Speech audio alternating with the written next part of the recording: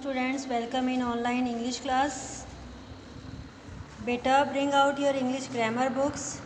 In yesterday's class we start our topic articles and we continue the last day work in today's class also. Are you ready, beta? Very nice. Bring out your English grammar books and open book page number 25. In yesterday's class, I explained all the three articles a, an and the. आप सबको मेरे ख्याल से समझ में आया होगा बेटा। आज हम उससे रिलेटेड ही ये वाली बुक एक्सरसाइज हम पार्ट बी, बुक एक्सरसाइज का हम पार्ट बी है, इसको यहाँ पर फिल करेंगे। ठीक है।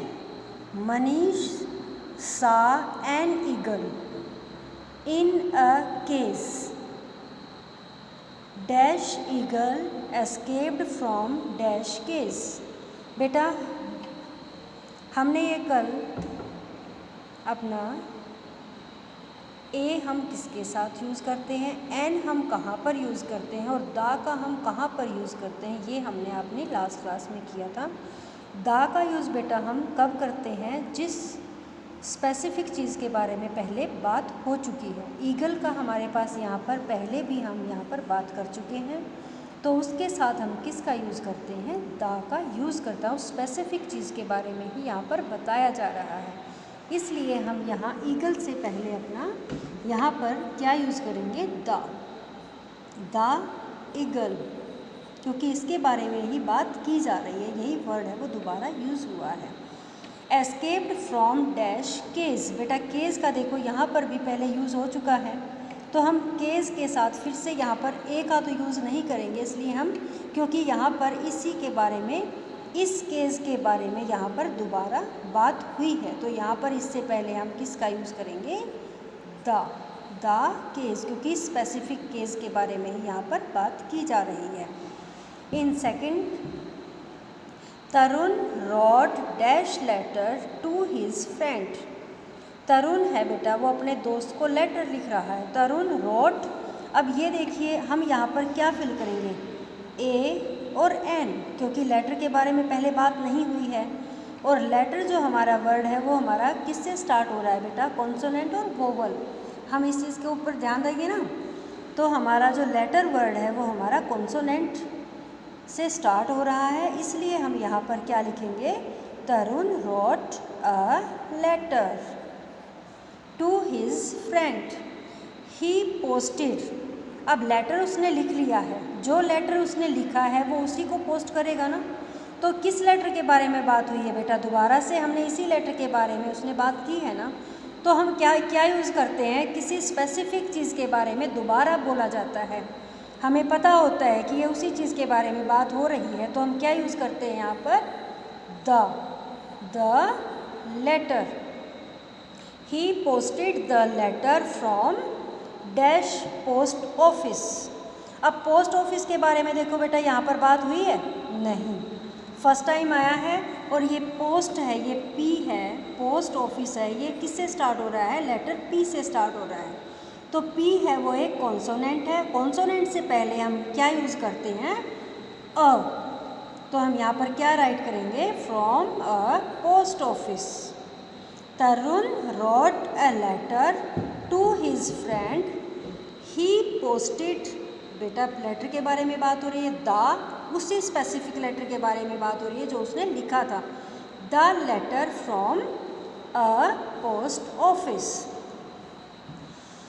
सेंटेंस नंबर 3 है बेटा, Satish is dash obedient boy. Obedient word is start from the letter sound, letter O.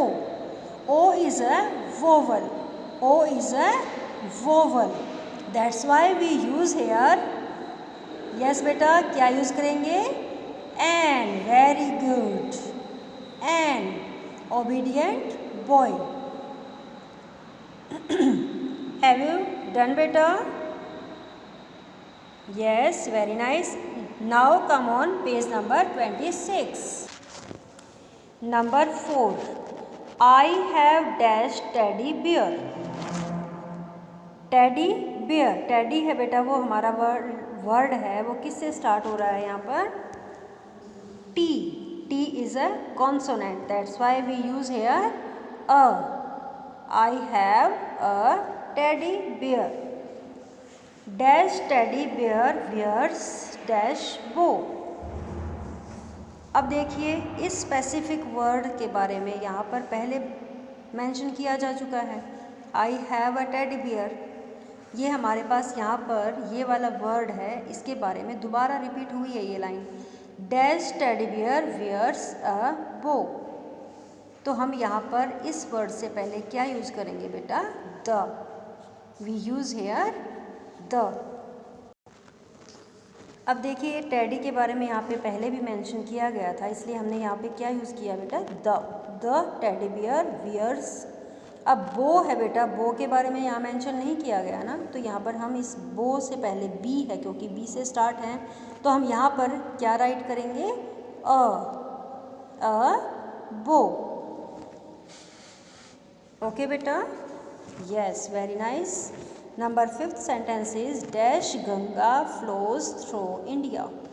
Ganga is a holy river and this is only one, क्योंकि ये अपने टाइप की सिर्फ एक ही है। हमने बताया था ना आपको कि कोई भी चीज़ है वो दुनिया में अपनी तरह की एक होती, जैसे द सन, द मून।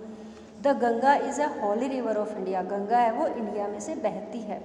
तो बेटा इस के बारे में यहाँ पर मेंशन किया गया है, तो हम क्या यूज़ करेंगे बेटा यहाँ पर? The Ganga. The Ganga flows through India. It starts in dash Himalayas. Himalayas बेटा एक रेंज है, और हिमालयाज़ की रेंज है, इसलिए वहाँ पर हम क्या यूज़ करते हैं? The Himalayas. हिमालयाज़ भी बेटा हमारे क्या हैं? क्योंकि दुनिया में हिमालय है वो एक ही है, तो इसलिए हिमालयाज़ से पहले भी हम क्या यूज़ करेंगे? The Himalayas. Okay, have you done? Yes, very nice. Number 6 बेटा, dash sun rises in dash and sets in dash. देखिए मैंने आपको यहाँ पे भी बताया था कि गंगा है वो अपनी तरह की एक ही है, क्योंकि गंगा है वो रिवर एक ही है, और कोई तो गंगा नहीं है ना। और जो बेटा दुनिया में सन है वो क्या है? एक ही है। तो सन से पहले हम यहाँ क्या यूज़ करेंगे? The sun. The sun rises in dash east. A east तो नहीं बोलेंगे ना हम, द क्या बोलेंगे यहाँ पर? क्या राइट करेंगे हम?